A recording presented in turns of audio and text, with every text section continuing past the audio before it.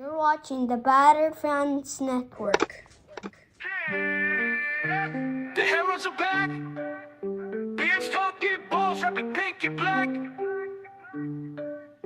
Coming live from the 305, it's official tissue. The Battered Fan, Chris and Dan, weekly rocking with you. We talk Messi, Boosie, Jordy, Lucho, the Fat Four, to Ben Cram, Noah, Ruiz, Fred. What more could you ask for? Tighten up and get ready, listen in on the pod. Solana and X in Espanol, just to even the odds. Breakdowns and gas bagging, join the tribe and just vibe. Free 99, don't forget to like and subscribe. Don't hesitate, say what's up, go ahead and come in. No question about it, I'm ready to get hurt again. No question about it, I am ready to get hurt again.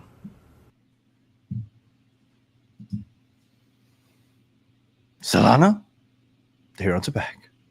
Welcome everybody to episode number 385 of the Better Heroes podcast. I am your host Daniel Granada, and alongside me is supposed to be Mr. Daniel Solana for a little cafecito in the morning, but I guess the cafecito hasn't kicked in yet, so we'll see if he joins us. If he does not, I'm gonna go do this solo. So without further ado, let's keep going. Oh shit, man, my light almost fell.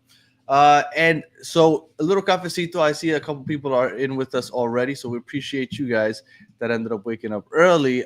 Discord link, yes, I will put the Discord link. It's going to be a little harder now that, well, when Solana gets in here, it'll be a little easier for me to drop that in for you. But I cannot do that at the moment. But I promise you, Rohan, I will drop that in when Solana soon gets in here. So yes, I've been out for a couple of days. Shout out to you that just commented about that. I was under the weather, but I am back tonight. We'll be back with regular Battered Herons at 9 o'clock. It's going to be me, Chris, and a special guest, the guest that was supposed to be with us for episode number 3000. It's a little blast from the past, so hopefully you guys tune in for that. It'll be fun. I unfortunately missed the post game last episode, which was a fun one, I would assume. I didn't get to watch the whole thing. I get sick, my kids get sick, and you know how that goes. And shout out to Tombi in South Africa. It's 1 p.m. Shout out to you. Thank you for joining in live. And Danny DePaul is coming to MLS. We're going to talk about that in a second. But the rumors have some legs, if that's what you're asking. But let's start with best in the MLS. So, Club World Cup is over, obviously. I felt like most people are proud of the team and what they were able to accomplish. And let me just change this real quick while I wait for Solana to get in here. Most people are happy with the results and how Inter Miami performed. And the question is how are they going to perform when they get back to the MLS? Obviously, because in the MLS, they were facing a lot of low blocks, a lot of compact defenses. And in the Club World Cup, it's a lot more wide open. They had a lot more space to work with. Teams were pressing a lot higher so they can catch them on the counterattack. So we're kind of wondering what would happen when they return to the MLS. And unfortunately, or fortunately, depending on how you look at it, the first opponent was Montreal. Montreal is the second worst team in the MLS. Only team worse is the LA Galaxy, which just ended up beating Vancouver 3-0 over the weekend. But it's not the best test. I don't think you could watch this game and think, okay, we're taking what we did in the Club World Cup and we're carrying it over to the MLS. Because, again, it's one of, if not the worst team. If the Galaxy all of a sudden get their things together, it might end up being the worst team in the league. So we can't look at this and say, okay, we're back. We're going to dominate. We still haven't seen what they look like against a good team. Now, we have New England coming up, which is a much better team. It's right outside the playoffs, much better than Montreal. But I still wouldn't say that that's a great team either. But that will be a better barometer of where we're at as far as our attack, if we fixed a lot of the problems from before the Club World Cup. But I do think that this team still is the best, at least on paper, in the MLS. And before I keep going, let me make sure I answer Key Ratkane's comment. They asked, Danny, please tell me Messi is not going to Saudi Arabia. Messi is not going to Saudi Arabia. He is going to be in Miami next year. Expect that extension to be signed within the next month or so. But he won't be going anywhere. He's going to be here next year. So, yes, he's not going to Saudi Arabia. So, we don't know what they're going to look like. But I promise you they're going to look not as good as they did in the Club World Cup if they're playing against that low compact defense, just because we haven't seen them, or they haven't proved it yet. They haven't proved that they can break those things down. Now the reason I wanted Solana on here and what I was hoping to have a back and forth with him is because last week he was on Las Garzas, which is our Spanish show, and he said that we need reinforcements.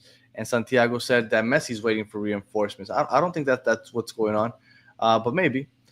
But Solana and a lot of people are saying that they need reinforcements. Now, I like to push back on that because Miami has the best roster in the league. If you look at teams from around the league, and pardon me while I look over here, I should have done this before the show. I thought I was going to have time. When you look at the league as a whole, the best defensive team right now in the league is, because I know a lot of people say we need defenders, is Philadelphia, followed by New York City, Nashville, and New England. New England is the third best defense statistically. So that should be interesting when we play them on Wednesday. But if I were to go and check out, let's say, Philadelphia, and I were to tell you, the Philadelphia Union, they are the best defensive team. And I tell you that we are going to go ahead and we are going to bring on one of their defensive starters. I can't even pronounce this guy's name. Olwethu Makayana. He is one of the starting center backs for Philadelphia. Now, I don't know how good he really is. If I tell you that he is one of the starters for Philadelphia, I'm pretty sure nobody knows what he is. But this is the best defender or part of the best defense in the league. The MLS just doesn't have good defenders. Case in point, you saw how Messi was dancing through Montreal just on Saturday. This is a league that unfortunately doesn't have great defenders. So for everybody that's saying, oh, we need better center backs, if you look around the league, we have pretty good center backs. I understand every team could always improve. Given, I understand that 100%. But I don't think that this team needs that to win the MLS Cup. I think that this team has enough to win the MLS Cup. Now, if you want to go ahead and have a conversation about winning the Champions Cup, if winning the World Cup for clubs, if you want to talk about possibly even Leagues Cup, when you're playing against the Liga MX teams, okay, I'll give you that. Maybe we do need better defense. But we're talking about strictly the MLS Cup, which is what I'm talking about, because the CONCACAF Champions Cup, that's already done. That's behind us. We can't win that anymore. Club World Cup, it's behind us. We can't win that anymore. The only thing in front of us right now is Leagues Cup, which I do think they can still win. But Leagues Cup and the MLS Cup. And right now, priority is the MLS Cup. And that's still within reach. And I don't think that they need reinforcements. Now, a lot of people are saying center backs. They need center backs. I don't think that they need center backs. I'm happy with Ian Frey, with Falcon, the way he's played since the Club World Cup started. I think Noah Allen is a good center back. Toto Aviles, although he's going back to having some boneheaded mistakes, and he should have probably been called for a penalty the way he grabbed, I think it was Sealy. No, it was Prince of Osu's jersey inside the box. I think that he's made some boneheaded plays, and David Martinez is still here. We're 5 deep. Are they the best in the world? Are they world class? Are they going to be going to Europe anytime soon? Maybe not. But when you compare them to the center backs around the MLS, I promise you, MLS-wise, we are good at center back. Could we improve? Sure. Would I be happy if they bring somebody else that's recognized and that I've seen play in bigger leagues? And I'm not going to complain.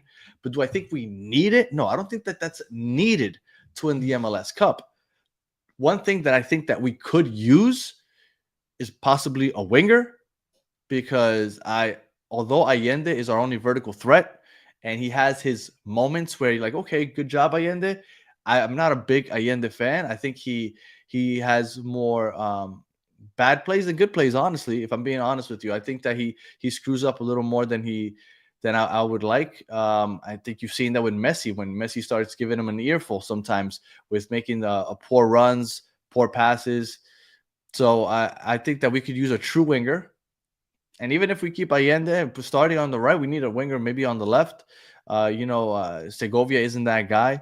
So maybe a winger, even though we're not really using wingers right now, we're playing that 4-4-2 where Segovia kind of drifts into the center of the pitch.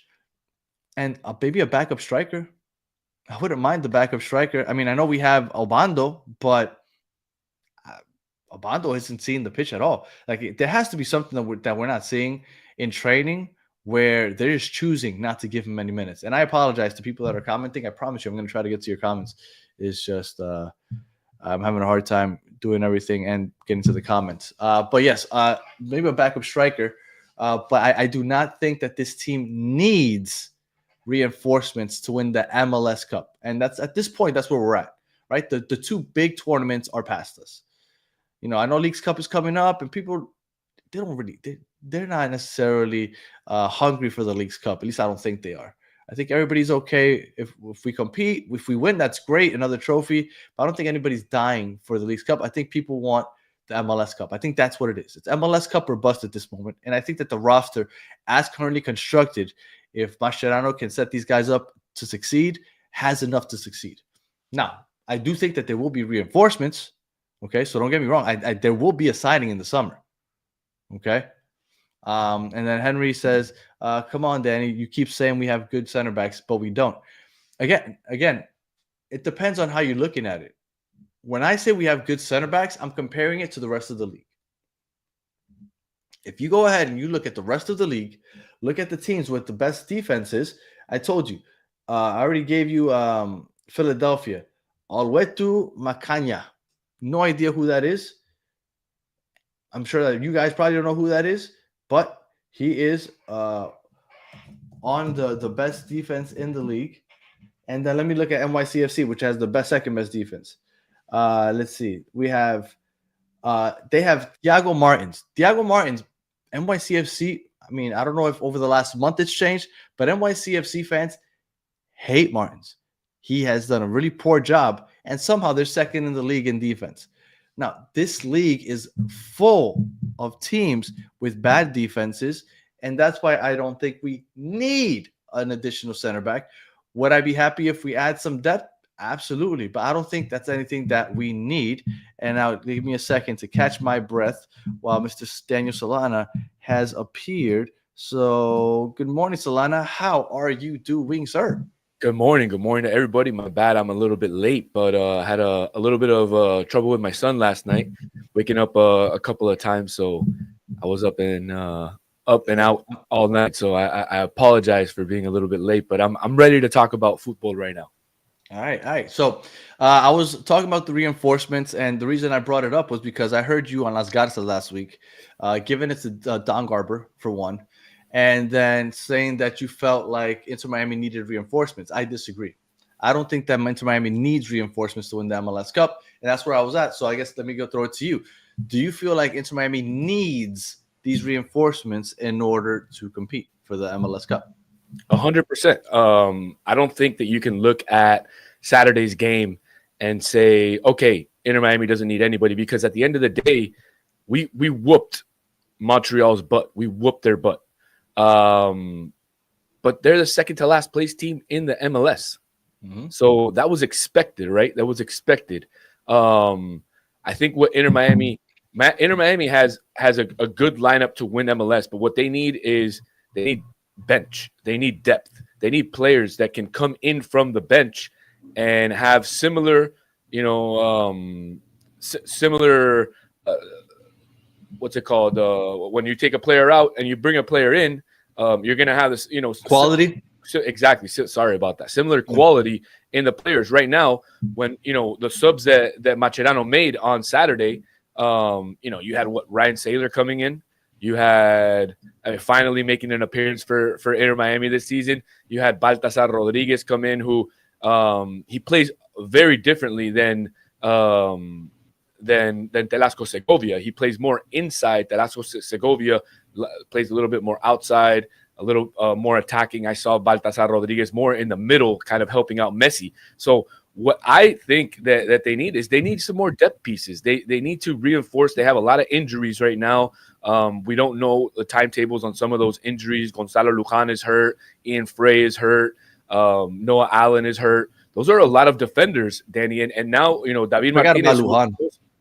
Lujan. David Martinez, who's supposed to go back to River. Exactly.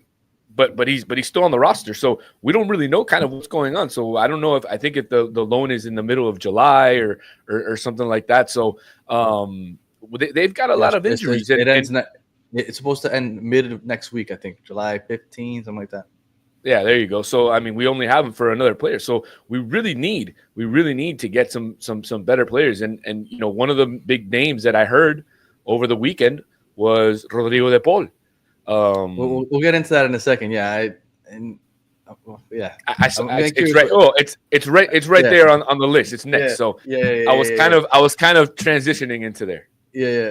Well, because I skipped the back-to-back MVPs. But before I get to the MVP, talking about the reinforcement in the defense. So on defense right now, let's not count David Martinez because we're not sure what the future holds for him. Because I heard that River Plate doesn't want him back, so I don't know what's going to happen with him.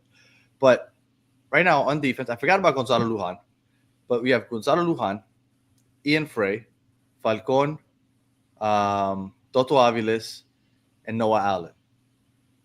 And Ryan Saylor. And I think I might be forgetting some. Oh, that's right. And David Martinez, which I didn't mention. So if David Martinez, that's 7. Without him, that's 6. And Ryan Saylor, I don't know if he's ever really going to play again. But, you're pretty deep at center back. When you look at those players, they'll probably be starters in a lot of MLS teams. Like the defense is always poor in the MLS. I think to win the MLS Cup, I think by MLS standards, I think that the defense has enough. Now, would I be upset if they upgrade somewhere? Absolutely not. If you bring me a good center back, I'm not going to complain. But I don't think that's necessarily what I think they need. And you said depth. I think that they're pretty deep as far as average to just slightly above average center backs. I think Noah Allen is an above average center back in this league. I think Ian Frey could be also. And Falcon, the way he's been playing since the Club World Cup, I also think that he's been playing very well. So depth-wise, I don't think that they need a center back. Now, other places on the pitch, absolutely. But on center back, I know a lot of people complain about the defense. I get it. But I think that that's more the way they're playing than the actual individual players. Well, I think the defense is an MLS thing. It's not an Inter Miami thing. The way that the MLS works is you don't have a lot of DPs in defense. And so a lot of teams like to use their DP spots for midfielders, forwards, and then they'll just get regular defenders. I think one of the only DPs that I think I can remember, I think Tim Ream is a DP. I don't know if he's a DP. I know Walker Zimmerman is. Walker Zimmerman. That's the one that I was going with. Walker Zimmerman is the DP. I think he's the only defensive DP in the entire league. And that goes to show you that the league is not set up to have these types of monster defenses that we see in Europe, that we see in South America. The defense is just a lacking position in the MLS, unfortunately. And I agree with you. I don't think that they need to reinforce in the back. I think we just need to get healthy in the back. I think they need a reinforcement is I think they need a winger. I think they need another center midfielder, especially with a lot of the noise going around with Velasco Segovia maybe leaving on a transfer in this window. That I hadn't heard, and we'll talk about that. I hadn't heard that. Oh yeah. All right. Real quick, before we get into that, let's just touch on real quick back-to-back MVPs. Right now, Messi, with the goal contributions he had on Saturday, has only played 14 games this season. That is 7 less than Sam Surridge, which has 19 goal contributions. Messi also has 19 goal contributions. And then the person leading the league in goal contributions is Evander, which has played 19 games, and he has 20 goal contributions. So Messi is one behind the lead in goal contributions this year, and he's played 5 less games than Evander, 7 less than Sam Surridge, which is tied for second with him. Do you think that Messi ends up winning back-to-back MVPs this year? 100%. Yeah, I agree. Okay. 100%. It's a quick conversation. Yeah. Okay. Yeah, I mean, look, it's good for marketing.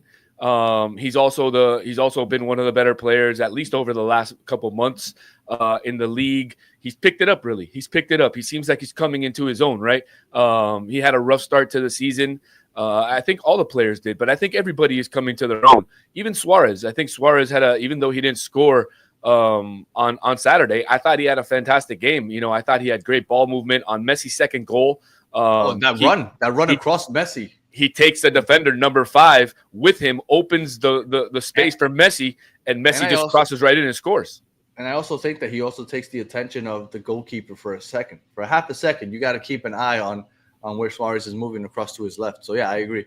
I thought that people didn't talk enough about that run, which is some of the subtle things that strikers do that people don't really talk about too much. I do think that Suarez has taken a step back this year, though. Like tremendous. Yeah. He's definitely not the same Suarez as he was last year, but he's still he's still a very good player, and he still makes the right runs and makes the right passes. Maybe he's not as he's in the right places a lot of times. He just can't finish as much as he used to. He's not finishing, and he's not how we say in Spanish. He's not as fino as he was last year, right? He's not he's not at the same. He's at the same level because I think he's trying hard enough, right? And when he has the ball in the box, he usually finishes, and we saw that in the Club World Cup. But yeah, he's definitely not the same. He's definitely lost a step, and you can tell. I mean, he just doesn't have it like how he used to have it. So definitely he's definitely a step from last year. But I still think that he's doing a great job this year, and he's making like we just talked about. He's making the right runs. He's finishing when he gets chances inside the box, and he's just not. He's just not where he was last year. He's just a year older, and those knees have a lot of miles on them. And Santiago's asking if those rumors for Suarez retiring in December are true. I think that's expected. I think that the rumors would be that if he plays well to end the season, that he possibly could come back next year, which I hope doesn't happen, because with seeing the way he took a step back this year, if he ends strong, I would be really worried about him taking another step further back next year. So, like, even if he finishes strong, I hope that would be great. I think that would be a great to finish on a high note, but I wouldn't want to risk him taking another step back next year. So I think that he retires in December. And I also think that Busquets doesn't come back next year either, but that's just complete supposition on my behalf. I have no idea. I haven't heard anything about Busquets, but I can't imagine Busquets comes back next year either. No, absolutely. I completely agree with you. I think those are the two players who most likely won't come back next year. Definitely the Suarez rumor is true. That's what I'm hearing, at least from my sources that I know that know Suarez and know his family. So they are true. So yeah, and I think Busquets is definitely the other guy who he's a DP. He makes a lot of money. If I'm not mistaken, I think it's $8 million a year is what he's making. Something like that. Yeah. And I think that's he's also taking a step back. Absolutely. And a lot of folks don't want to talk about it like they do talk about it with Suarez. It's easier to hate on Suarez than it is to hate on Busquets. It's so much easier to see when you blow an easy opportunity. Absolutely. But Busquets, I mean, he's lacking a lot in the midfield. He doesn't defend like how he used to. He's a lot slower. He's definitely lost a step. And even from last year to this year, he's lost a step. So, But it's okay. I'm used to the Suarez hate. It's all good. It's easier to hate a Uruguayan than it is to hate a Spanish guy. I understand. So it's all good. It's just easy to hate Uruguayans, period. Yeah, it is. All right. So back to what you were alluding to earlier. Rodrigo de Paul. For those asking, yes. From everything I'm hearing, the rumors are true. The conversations have happened. I saw somebody wrote a breaking news, but the news started circulating more or less yesterday. I heard that those things are happening. Those conversations could be taking place. And there is interest. There's conversations. Now, does that guarantee that he's coming? Absolutely not. Absolutely not. But those conversations are happening. But if there's a place on this team that I can't see where somebody fits, to me, I know you mentioned central midfielder, and I was surprised that you did. I feel like if there's a place on this pitch that we're kind of crowded in as depth-wise, it is in the midfield, because you have Busquets, Redondo, Bright when he's healthy, Segovia. I know that much lesser, I understand quality, but depth-wise, you have Kremaki, you have David Ruiz. Like, you have depth in the midfield. I'm surprised that this would be a possibility, and I'm not even sure where he would fit. Like, would he take Bright and Redondo's starting position and he would flank Busquets. Like, where do you see this going, and where do you think he would fit if DePaul were to come? Which we're not saying he is.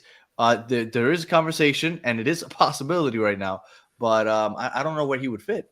Well, just like the commenter mentioned a little while ago, Fabricio Romano did in fact tweet 12 minutes ago, understanding Miami have now started talks with Atletico de Madrid for Rodrigo de Paul. Inter Miami want to keep its ambitions high after the Club World Cup. And they've been told, or he's been told, that Rodrigo's open to the move to Inter Miami with talks underway. So that's the full tweet from Fabricio Romano. And Danny, look, if you have a chance to bring a player who's in his prime, because he's only 31 years old. He's not 35, 36, 37 like some of these guys. So if you have a chance to bring somebody like this, somebody who's won the World Cup, somebody who you know is going to affect the midfield in a very positive way, because look, I know we have Bright, I know we have Segovia, I know we have Redondo, but Rodrigo de Paul is a step ahead of all of them. He's even a step ahead of Busquets at this point.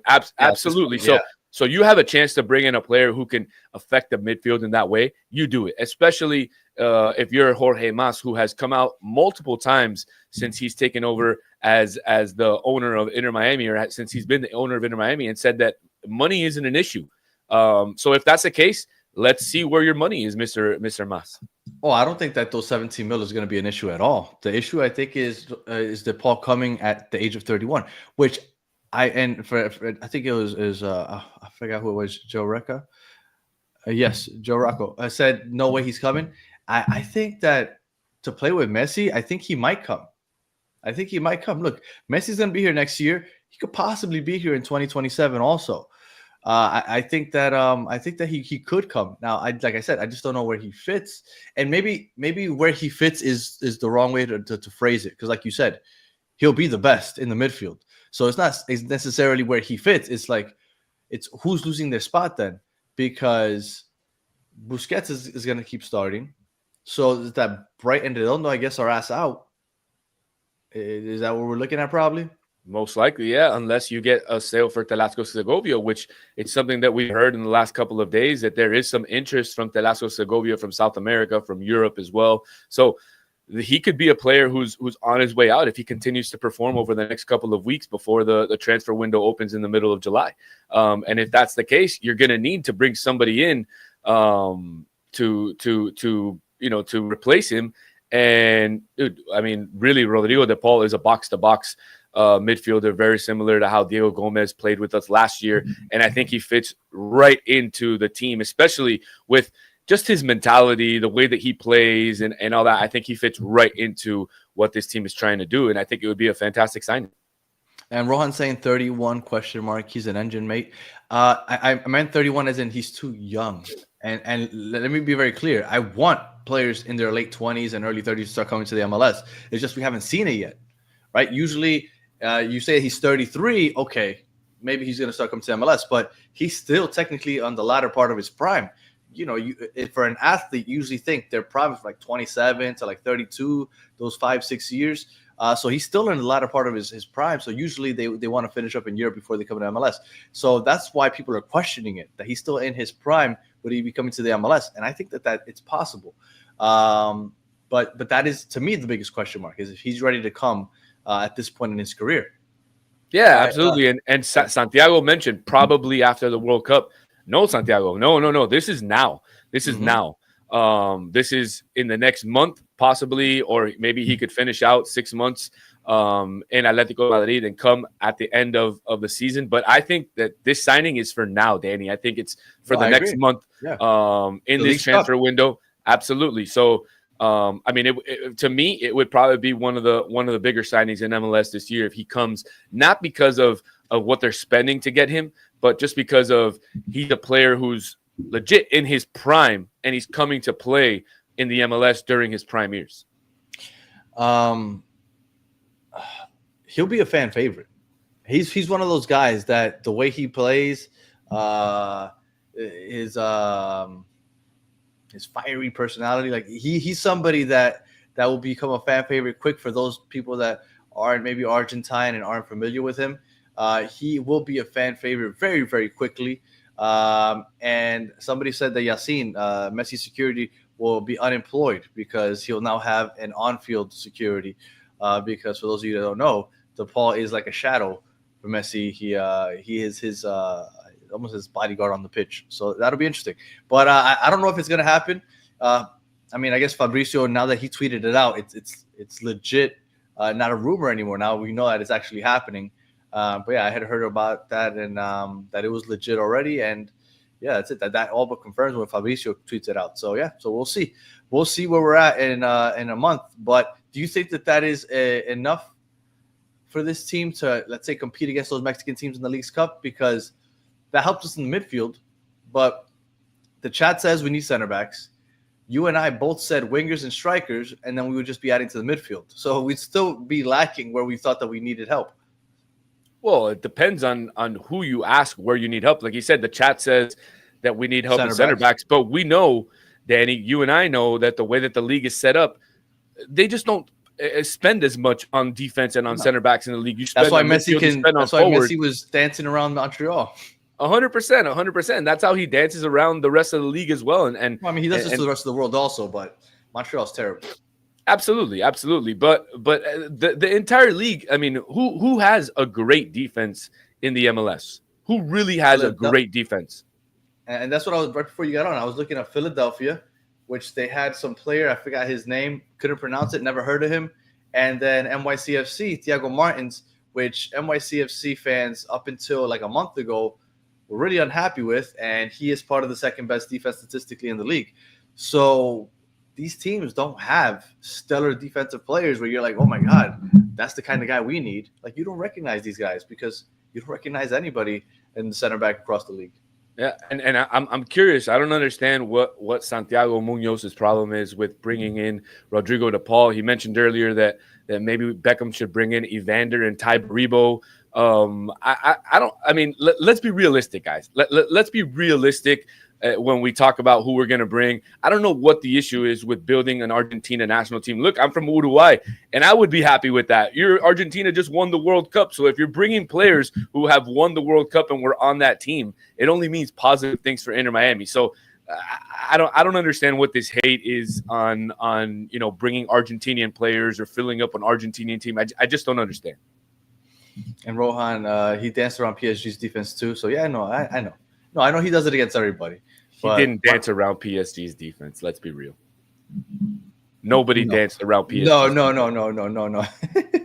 Not that 4-0 loss, no. Come on, Rohan. 2 Argentine starters into Miami. Damn, that's huge. Okay. 2 Argentine starters? 2. We have more than 2 Argentines on the team. All right, but starters. So Messi, Kremaki, he's American. You can't consider him. Allende is Argentinian. Wigan, Aviles, and Ustari. But it's not as many as people think. I think it would be 6. It would be 6. Yeah. Noah Allen isn't either. Yeah, so it would be 6. Yeah. Look, right now, like you said, world champs. It's not bad. 4 years ago, you would have said you have a bunch of French players, and you're like, yeah, it's not too bad. So champs, there I would have a problem. Yeah, I know why. I know why with your South American love. I'm just saying in general in the world, when you had French players when they were the world champs, you thought, okay, you're in good shape. It was just a troll. He was just trolling you. All right, Rob, I think we meant starters from the World Cup team. Oh, yeah, DePaul and Messi. Those were 2 starters from the World Cup team. All right, second half expectations. So Club World Cup, I thought we had a pretty decent showing. I think everybody agrees. Did that change the expectations for you for the second half? No, absolutely not. I think the expectations for Inter Miami have been the same since the beginning of the season. It's winning the MLS Cup. That's number 1 priority for MLS and for Inter Miami. Obviously, winning the CONCACAF Champions Cup would have been huge, but it just didn't work out this year. So really, right now, you have to want to win Leagues Cup and you have to want to win MLS Cup, with MLS Cup being the priority, right? MLS Cup, I think, is the trophy that Inter Miami wants to win this year. And then Leagues Cup will be second, although I really love Leagues Cup this year, Danny. I know you're not a big fan, or sorry, you are the big fan. You just don't like the U.S. Open Cup. But there's a lot of people who don't like the Leagues Cup, and I love the Leagues Cup. I love the Leagues Cup more this year than the last year's because I love the fact that Inter Miami is playing 3 Mexican teams. We're gonna have them in our backyard, which will be fantastic. And you somehow I forget, I haven't looked at the specifics on how they did it, but supposedly you don't play another MLS team until like the semifinal or something. Like they made it so that you're almost guaranteed to play other Mexican teams along the way. Correct. So it's gonna feel more like an international tournament than what it was the prior years. Because if you remember the prior years, I think there was only 1 Mexican team or 2 per group, and then you ended up playing MLS teams like how Inter Miami did a couple years ago. They basically played all MLS teams except for Cruz Azul. So, I mean, really what you want to get out of these tournaments is you want to play the international teams. You don't want to play the MLS teams again because you're already playing them 2 and 3 times, in a season. So I love the new format. I think Inter Miami has a great chance of winning. And we'll see what happens here in a couple weeks when we start. I'm with you. I'm looking forward to Leagues Cup, but the priority to me is the MLS Cup. Like I think most people are saying MLS Cup or bust. If you don't win the Leagues Cup, although it would be nice, I don't think anybody's going to think of it as a failure of the season because that wasn't priority at all at any point. It was Champions Cup, Club World Cup, MLS Cup. But the MLS Cup is still within reach. I think we have enough, and that hasn't changed. That is the expectation. We are still, I think, the best team in the MLS. Although we're 6th in the East and 10th in the Supporters Shield chase, we have 4 games in hand on most teams. And if we were to win all 4 of those games, we would be number 1 in the East and in the Supporters Shield. So we're still in the driver's seat, technically, with an interesting game coming up against New England on Wednesday because New England has the 3rd best defense in the league statistically.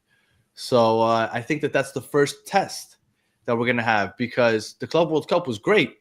But you were playing against wide open teams, right? You were playing against teams that kind of had a high line. You had space to run in with. You had space to kind of play a counter against. We don't see that in the MLS.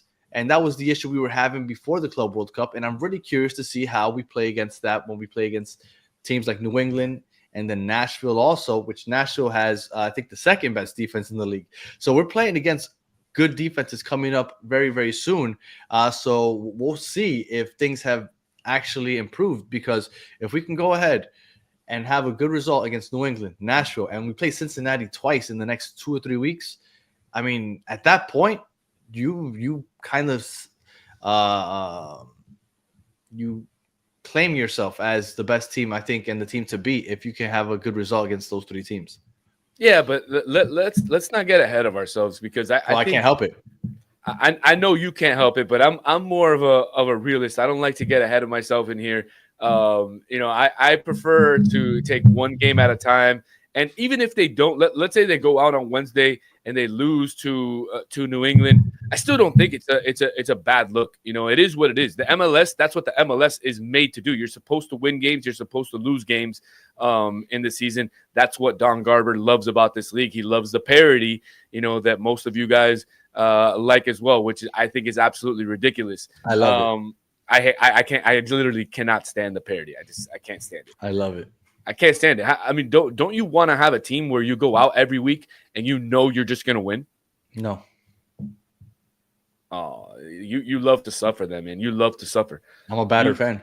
No, I enjoy it's so much more fun. Like the Club World Cup, I enjoyed watching them beat Porto and almost beat and end up drawing with Palmeiras so much more than if I'm playing against Montreal's every fucking week. Like, I don't know. I enjoy when I know that, oh, man, we might not win today, and then we win.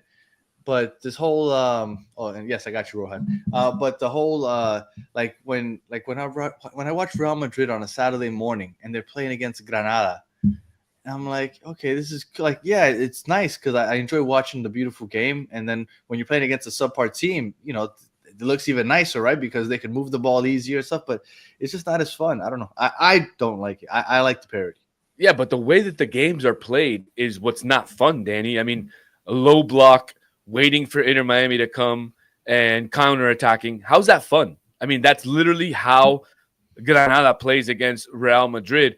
Well, not most of the time, but Granada does open it up. It is more open in Spain, which I don't understand. I wish that the teams, when they played Real Madrid, when they played Barcelona, that they would play a low block and try to play a counter and see if it works against them.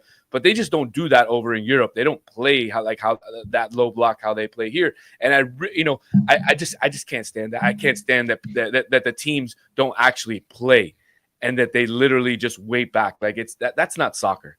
But I understand you're trying to win a game. You're not trying to make it beautiful. So I understand why teams do it, but it's just not soccer. No, I get you, but yeah, the whole parity thing, that I am 100% for parity, and that's kind of just what I enjoy, and I hope that they never get rid of the whole salary cap because of that. Would I like them to increase it? Yeah, but I don't think that they should get rid of it. Absolutely not. I like the way it is right now. No way, no salary cap, baby, no salary cap. Let George Mas and Jose Mas and Beck spend whatever they want. Let them get this team that everybody hates. I would love to be. We're already the number one hated team in the MLS. Imagine how much more we'd be hated if we would just win every game. It would be fantastic.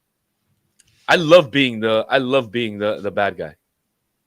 Yeah, but that's why you like it, because we're Miami. But like, if you were in, I don't know, Utah and you rooted for Salt Lake, like, that sucks. That's not my problem, though. That's a Real Salt Lake's problem. Like, why are you worried? Why are you worried about other fan bases? But as the MLS, because I'm looking at it as the league as a whole. If this league's gonna grow, it can't do that. 100%, it can. It has to do that if they want to grow. No, it doesn't. 100%. They have to invest. This is the fifth most popular league in this country right now. Maybe fourth to hockey, but I think it's fifth at the moment. If you're gonna grow it, yeah, because you need fans to want to watch. Who the hell is gonna watch Nashville versus Real Salt Lake when they have those crappy lineups? Nobody's gonna watch that. I think you have more of a chance of gaining Nashville fans to watch Nashville if they are competitive and they think that they have a chance to win. If they have no chance because we have a small market and all the big teams always win, then what's going to happen is that they're going to go watch the Nashville Predators. They're going to go ahead and watch the Tennessee Titans. No, they need to complain with their front office. No, they need to have their fans complain to their front office. But they're casuals. We're trying to gain new fans, and you're never going to grow the league with new fans. Yes, the fans that are here already, they're going to stay, but you're trying to get new fans. And you, like, for example, Chris. Yeah, but you need to have beautiful games. You need to have beautiful games out there. You can't have crap. Right now, you go on the TV on Saturday, and other than the Miami game, most of the other games are crap. They were absolute garbage. That's not true. If you watch the EPL also, if you watch Burnley against, I don't know. Those games are fantastic. Those games are fantastic. Shut up. Absolutely. Absolutely. I promise you, and obviously there's no way to do it, but if you could go ahead and just completely change the graphics, and you couldn't see the name of the team, the player, or the jersey, and you just have the graphics playing against each other, you wouldn't be able to tell what's that. Well, maybe that because of the counters, but for the most part, like it's the same crap. It's the same crap, man. No way. I think they need to invest in the league. They need to spend more money on their rosters. They need to bring better players. Once you get teams that start playing a better brand of football, the fans will come. Absolutely, Danny. Man, absolutely. You're crazy, dude. You're crazy. Look, Chris is a perfect example. Chris hated the sport. He came. Do you think he enjoyed it because, oh my God, it was a beautiful game? No, they won. They won 5-1 his first game. He enjoyed it because Messi's on the team. No, it was before Messi. They won 5-1. They won. Oh, okay, this is cool. My team won. If we would have lost 5-1, I promise you, he wouldn't have been as excited. Here, because we have so many sports options, you need to get them with a team that could possibly compete. If you're telling me like, oh yeah, I watched these other 4 sports. Oh, you want me to watch a 5th sport, but the local team sucks and they're never going to win? Yeah, I'll stick to just suffering with my other 4 teams. Like, you're not going to grow the league without the salary cap, in my opinion.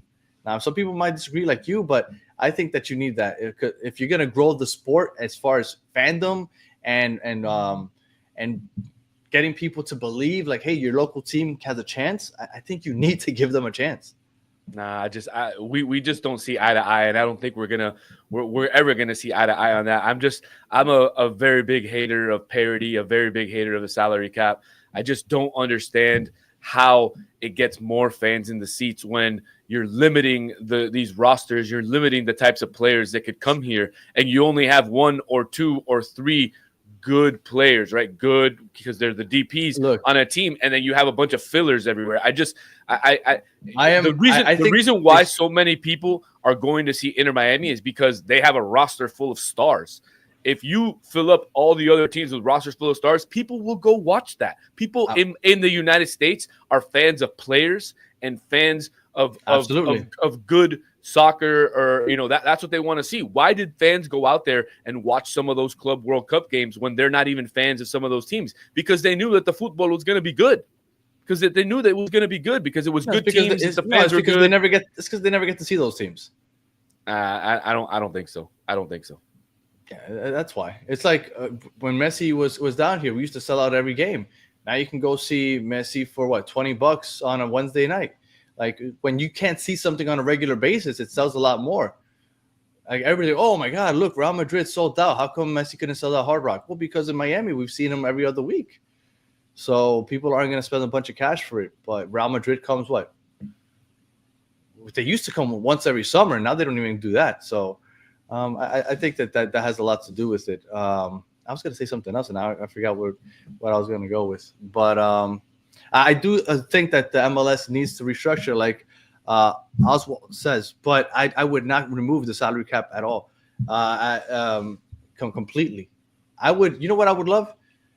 Give me 6 DPs. Give me more than half the team, at least the starting 11, being DP players.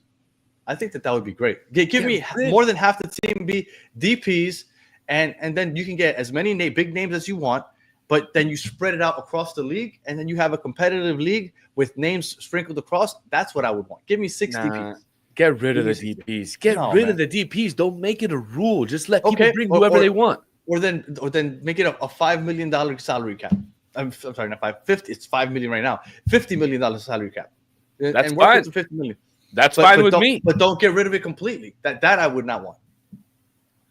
I don't know. I'm just not a fan of the salary cap overall. For me, in soccer, it doesn't make sense. I think they should do something similar to the financial fair play, like how they do in Europe. Because everybody knows that shit. Oh, well, Inter Miami is following the DP, the DP and the salary cap. Like, let's be real. You know that MLS is bending some rules for Inter Miami. Like, come on. No, man. Yeah, right. Manchester City, PSG, all those financial fair play. Look at Barca. Like, come on, none of those teams, those big clubs, none of them follow it. Look, when you have PSG winning the title every year, you have Juventus winning it every year, Bayern winning it every year. Almost. Juventus hasn't won the Italian league in like 5 years. You're right, but they had a stretch where they won it every year for like 12 years. Like, it was ridiculous, the run that they went on. Yeah, but how great was it? How great was it when somebody beat them and won the league? It was nuts. Look, when Napoli won this year, when was the last time Napoli won? And did you see how crazy that city went? I mean, that's beautiful. That's fine. That is beautiful. That's great. Now, in the last 15 years, how many teams have won the Serie A? Maybe 4 or 5. What the fuck is that? That's horrible. My favorite, this era of, and I'm switching sports, but my favorite era of the NBA right now has been this era. You have 7 champions in the last 7 years. That is awesome to me. When you go in there and you're like, oh, every year there's a new champion. This is awesome. Every team might have a chance. This is great. The Indiana Pacers randomly making it to the NBA Finals. I love it. Like this, I don't know. I preferred it. I prefer every team to go in there and be like, you know what? You never know. That's why the NFL is so popular, because so many teams go from worst to first, and just random teams win it. In the NFL, small market, big market, it doesn't matter. Any team can win any year, and that's why I love the NFL. Look at their salary cap; it's $175 million. Yeah, but it's 55 players. Yeah, but half of those players are making $100,000 a year. No, their minimum is like 1.2, 1.3 million. All right. Anyway. All right. So I know we got sidetracked there, but that was it for today. Solana, do you have any final thoughts? Yeah, get rid of the parity, man. Get rid of the parity.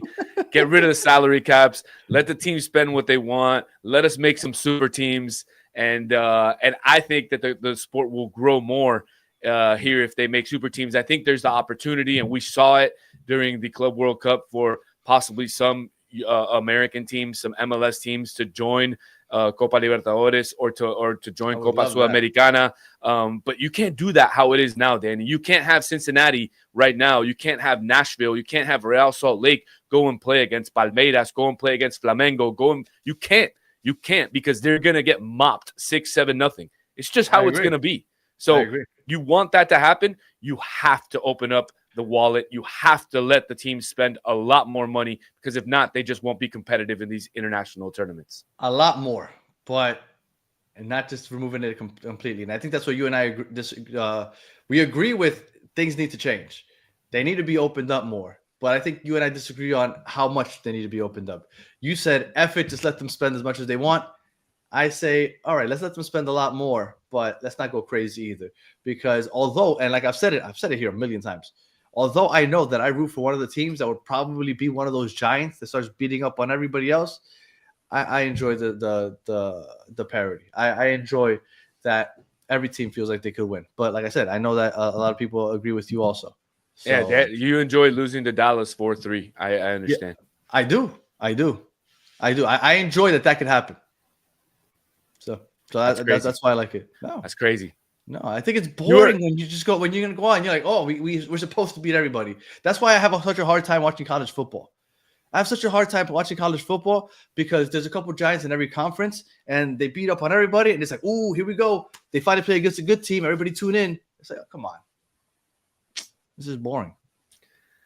Look, you truly are a Batter fan. And and you represent exactly what your channel, what your media platform is about. And so, I mean, look, you literally preach what you live what you preach. So I can respect you for that, but it's lovely that we disagree because it comes up for good discord. So it's fantastic.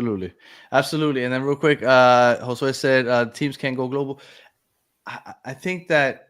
And this is me personally, and I know that they like to be on the global stage, right? The Club World Cup. But I think the MLS is more worried about becoming relevant in the country before they go global. Because like I said, we're still probably the fifth. Maybe you want to argue fourth and we're overtaking hockey possibly soon. Maybe. But they're still the fifth most popular sport in this country.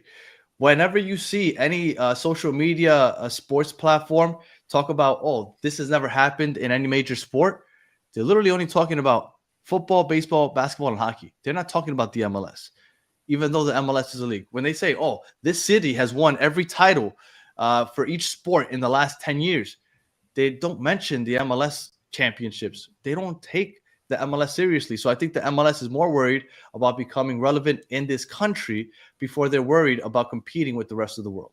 So, and I think that that's where we're at. I don't know.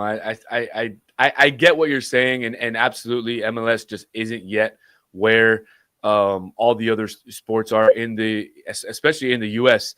Look, MLS isn't even number one in Miami right now. Hockey's number one, so that's what winning championships does to the town. Winning back-to-back championships in hockey. Miami's a hockey town right now. I know Messi's here. I know Suarez is here. Busquets is here, but right now they're not selling out like how they were when they first started. I don't think Miami's a hockey town. Absolutely, baby. They're a celebration town. They're not a hockey town. We're a hockey town right now, baby. Hockey town. Until Inter Miami can win the MLS Cup later this year, then maybe we'll be a soccer town. Do you think – this is a serious question. Hypothetically, right? Oh, don't jinx us. Hypothetically, Inter Miami wins the MLS Cup. Do you think it gets as much attention as the Panthers did? 100%. If Inter Miami wins the MLS Cup, it'll get national, international news just because. I'm talking about locally. Yeah. I think it will. And what I think would be my question to you, and I think it would be actually funny, would be if they win, will they get a parade like everybody else does? Having that's another question I've always had. With the parade. I mean, it would be really funny to see Messi and Suarez and Busquets on top of a bus holding the MLS Cup, right? But where would it be? Would it be in Broward or would it be in Miami? It'd have to be in Miami. I mean, Inter Miami is Miami's team. They just play in Broward, right? I don't know. I mean, the stadium is still in Broward. Would it be down Commercial Boulevard? Would it be what is it? That place where the Panthers go, the Elbow Room or whatever. Like, is it up there or is it in Miami? And if it's in Miami, is it a big turnout? Is it like a heat parade? I don't think so. I don't think it's gonna be like a heat parade. I think it will. I think it will, just to see Messi and just to see, some of these stars. I think a lot of people will go out to the parade. Have MLS teams gotten parades like across the maybe smaller ones, but like LAFC, for example, did they have a parade? I have to look back. Or the Galaxy this past year, did they have a parade? I don't think so. Yeah, I don't know. We'd have to check that out. That's actually a great question. Yeah, because MLS, like I said, I love the MLS. I watch football from all over the world, but MLS is my league. But I'm not ignorant. I understand that it's not very popular in this country. It's growing, and I think in the next 10 years it'll overtake hockey and baseball in the next 10 years. So it looks like they didn't. It looks like they didn't do a parade. What they did was they celebrated at their stadium at Dignity Health Sports Park, and they did a celebration there.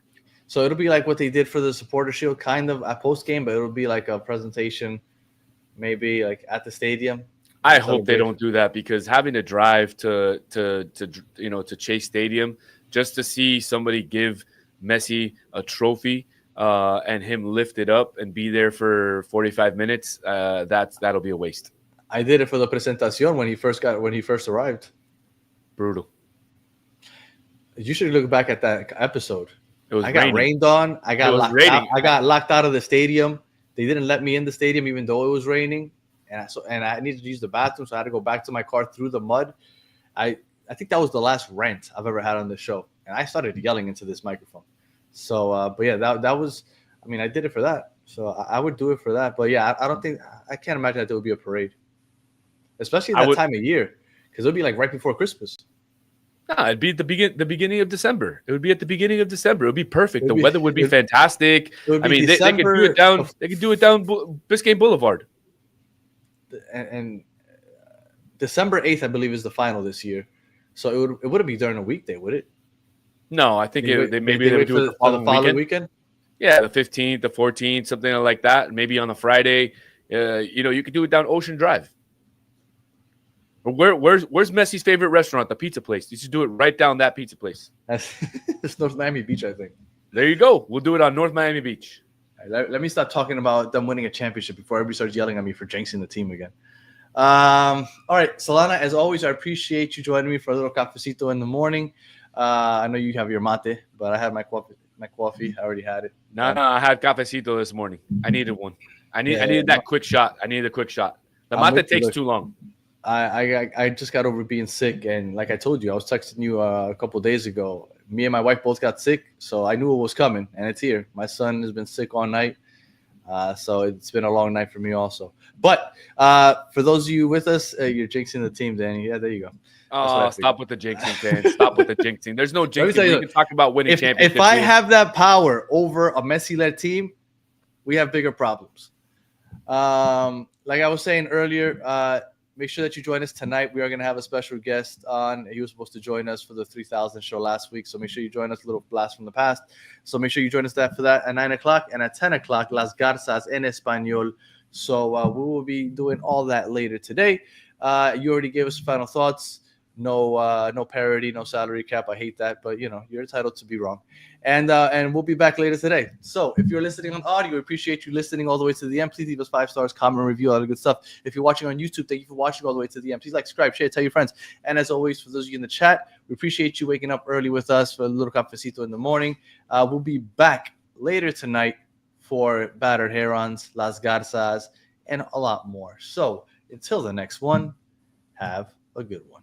Shout out to Chris with a CH.